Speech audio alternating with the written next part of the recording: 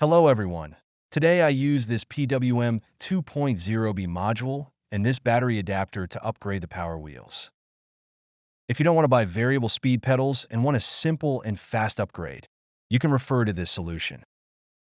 After the upgrade, the power wheels can directly use 20V DeWalt tool batteries with soft start function, which can protect the power wheel motor and gears. There is low voltage protection to prevent battery damage. Before modifying a car, we must first understand the wiring of the original car. Because each car has its own internal wiring structure and accessories, we first understand the wiring principle of the original car and then make changes. We first disassemble the car parts and check the internal wiring. Disassemble the accessories in the order of seat cushion, engine hood, windshield, steering wheel, and control panel.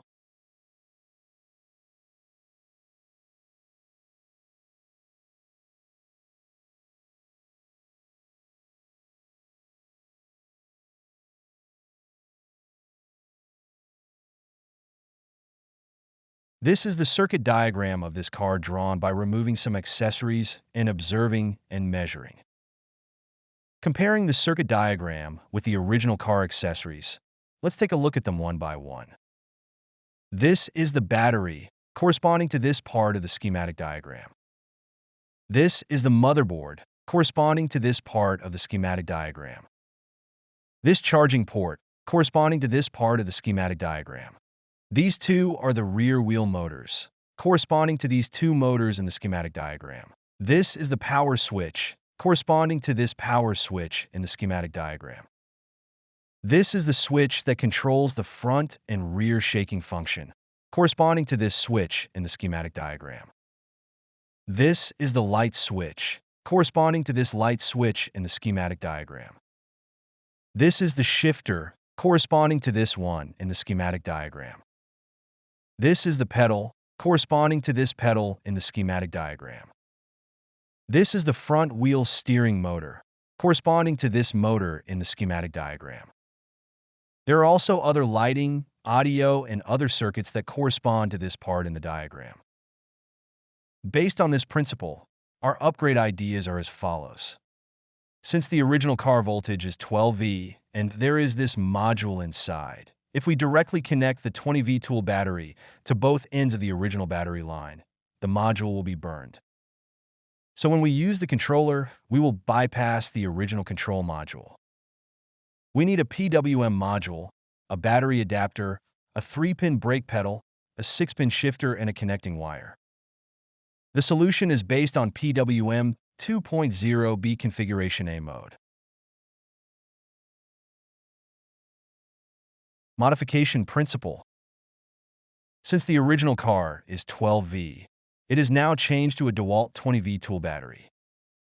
Therefore, the lights, horns, remote controls, etc. of the original car connected to this mainboard module cannot be used and must be shielded. At the same time, the original car's brake pedal is a 2-pin pedal, which needs to be replaced with a 3-pin pedal. In addition, the original car's shifter also needs to be replaced because the shifter of this car controls the gear position through the relay on the circuit board with 3 pins, and the mainboard cannot be used here, so it needs to be replaced with a 6-pin independent shifter. The 6-pin independent shifter can realize forward, neutral, and reverse functions. It is equivalent to a double-pole, double-throw switch. See this picture. When the switch is switched to the right, the current flows through PWM M+ to the 4th pin of the shifter, and then to the 3rd pin of the shifter through the connecting wire. Then it flows through the 2nd pin of the shifter to motor M+. Then it passes through motor M-, shifter 5, 6, 1, and then returns to PWM M-. When the switch is switched to the left, the current path is PWM M+, shifter 4, 5, motor M+, then shifter 2, 1, and finally PWM M-. When the switch is switched to the middle, the neutral gear is achieved. Look at this picture. The modification plan only uses the rear wheel motor and main switch in the blue box in the wiring diagram, combined with the parts that need to be replaced. So you need to cut the wires of this, and these parts in the picture and reconnect them. See this diagram for specific connection principles and methods. Looking at the upgraded circuit diagram, the power supply is connected by a tool battery adapter. I use this automatic battery adapter with LVP function here. The difference between it and ordinary adapters is that it has an electronic switch and low voltage protection function. And the interface end is added for easy connection, including the series or parallel connection between batteries. I will start the explanation in the order of current flowing from battery to load. The battery adapter comes out to connect the fuse. The original car fuse has a relatively small power, so I replace this larger fuse. The fuse is connected to the main switch. Then the main switch comes out to connect the brake pedal. The principle of the brake pedal is that when the pedal is not pressed, 1 and 2 are connected and the motor is short-circuited to act as a brake. When the pedal is pressed, 2 and 3 are connected, and the current flows through 2 to the PWM module P+. The current is modulated by the PWM module, and then flows from PWM M+ to the shifter, and then to the motor M+. Finally, the current passes through the motor M to PWM M-. Then PWM P is connected to the battery BAT-, and the current flows to the negative electrode of the battery through this guide. The entire line connection must be connected in this order. After the line connection is powered on, the PWM 2.0B module is configured to a mode, and then the required maximum PWM value, soft start time, and low voltage protection value are set.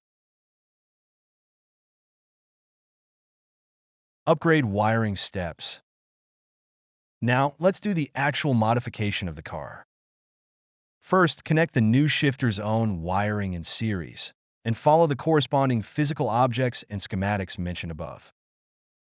For wiring, I use the following tools and cables. The shifter needs 4 cables of corresponding lengths to connect to the PWM module and the motor. The connection between the shifter pins also requires 2 short cables in series. After these 6 wires are ready, we start to connect them. The 3 pins below the shifter correspond to 1, 2, and 3 in the figure. The 3 pins above correspond to 4, 5, and 6 in the figure. First, connect the 2 middle pins, which are pins 2 and 5 in the figure, to a long wire to the motor and fix them with heat shrink tubing.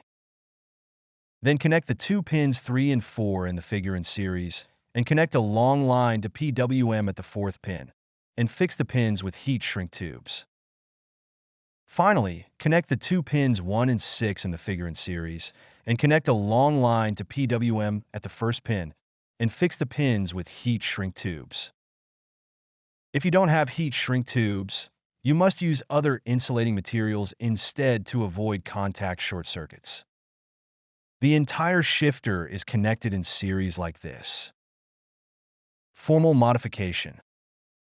Refer to the schematic diagram to disconnect the original car panel, main switch, shifter, and rear wheel motor connection. Specific disconnection operation. Panel line corresponds to this disconnection part in the schematic diagram, and this part is actually disconnected in the power wheels, and the old pedal is removed. The main switch corresponds to this part in the schematic diagram, and this part is actually disconnected. The shifter corresponds to this part in the schematic diagram, and this part is actually disconnected, and the old shifter is removed. The rear wheel motor line corresponds to this part in the schematic diagram, and this part is actually disconnected. Next, install the new shifter.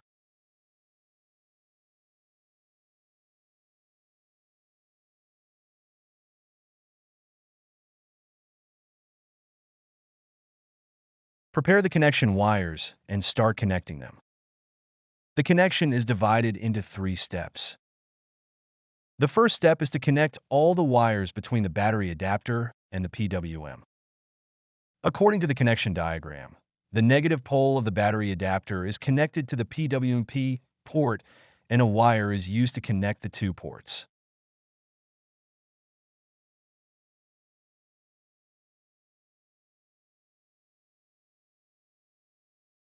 Then connect the positive wire. The positive pole of the battery adapter is connected to the fuse, and one end of the fuse wire is connected to the positive pole of the adapter.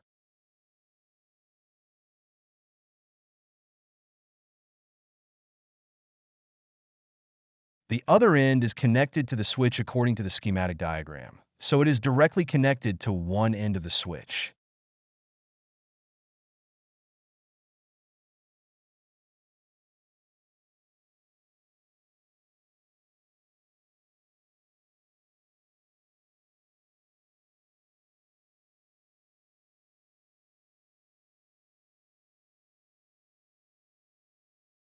Then the other end of the switch is connected to the pedal.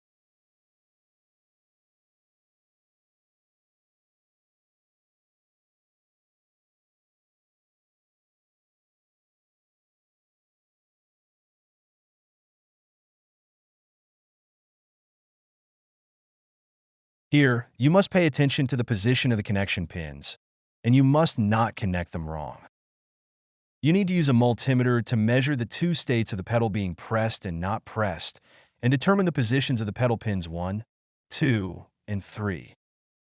After testing, the other end of the corresponding switch is connected to the pedal 3 pin, the 2 pin is connected to the PWM P+ port, and the 1 pin is connected to the PWM M port.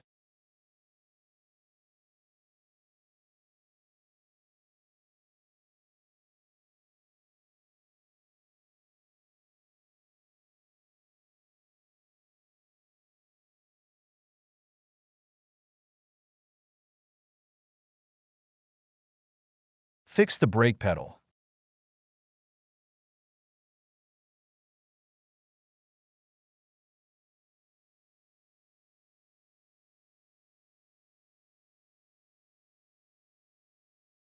So that the battery adapter and PWM are connected. Note that the positive and negative poles cannot be connected incorrectly. The second step is to connect the PWM module to the shifter, and connect the two incoming wires reserved by the shifter to the PWM M+ and M ports respectively. These are the two ports, and the screws must be fixed firmly. In this way, the connection between PWM and the shifter is complete. The third step is to connect the shifter to the motor. The two output wires of the shifter in the circuit diagram are connected to the motor respectively. The extra wires were disconnected before, and the corresponding wires are connected to this one and the other one.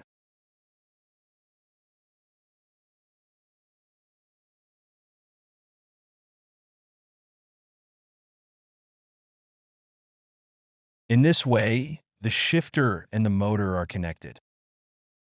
During the entire wiring process, all connections must be well insulated to avoid contact short circuits. If the vehicle is in reverse in the forward gear during the subsequent driving test, just swap the two wires connecting the shifter to the motor. In this way, the positive and negative poles of the motor are swapped, and the direction of wheel rotation is consistent with the shifter. The circuit is now connected. Install the battery and you can debug it. Connect the battery, turn on the power switch, shift the gear to the stop position, and press the pedal to power on. See how PWM responds. At this time, you can see the PWM indicator light on, indicating that it has started to work normally. Now you can set the speed, soft start time, and low voltage protection value. Note that in this mode, when setting the speed, be sure to put the shifter in the stop position and then set the PWM module to avoid the wheel turning and shifting during the setting process. Set the speed. Press the pedal to power on, turn the PWM switch to the P position, and the numbers on the screen will indicate the percentage of the current speed. Short press the up or down key, and the numbers on the screen will flash. Press the up or down key to adjust the desired maximum speed percentage. I want a faster speed, so I adjust the number to 100. 100% is the maximum speed. If your child is young and thinks the speed is too fast, you can set a suitable value less than 100. After setting, be sure to press the OK key to save the setting. The speed is set. Then set the soft start time. Press the pedal to power on, turn the PWM switch to the T position, and the screen number indicates the current soft start time. At this time, short press the up or down key, and the screen number flashes. At this time, press the up or down key to adjust the desired soft start time. The setting range is 0 to 30 seconds, and the default is 10. If you want a softer start, you can set a larger value so that the impact on the motor and shifter will be smaller. If you want to start faster, set a smaller value. Test and set according to your needs. At present, I set it to 10 seconds. After setting, be sure to press the OK key to save the setting.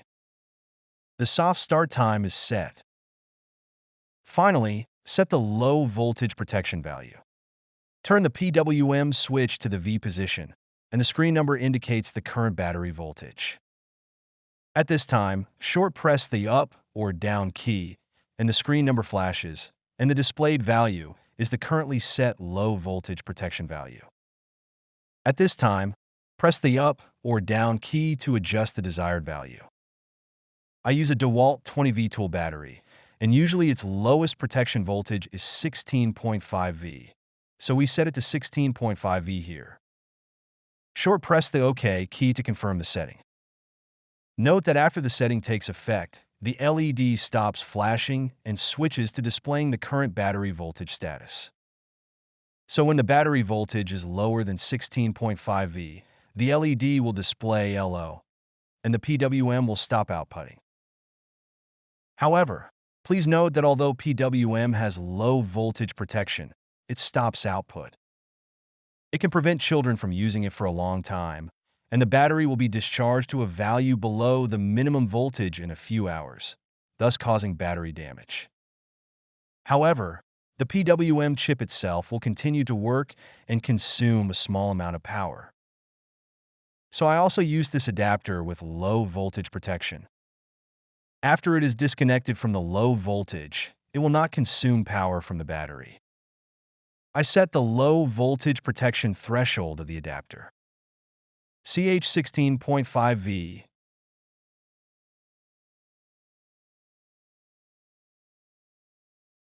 CL16V.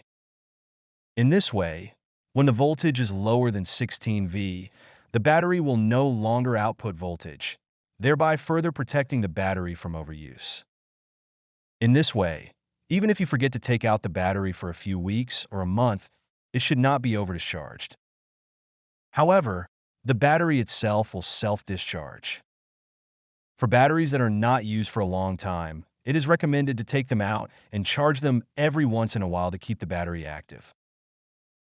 Now fix the wires and install the vehicle, and you can use it normally.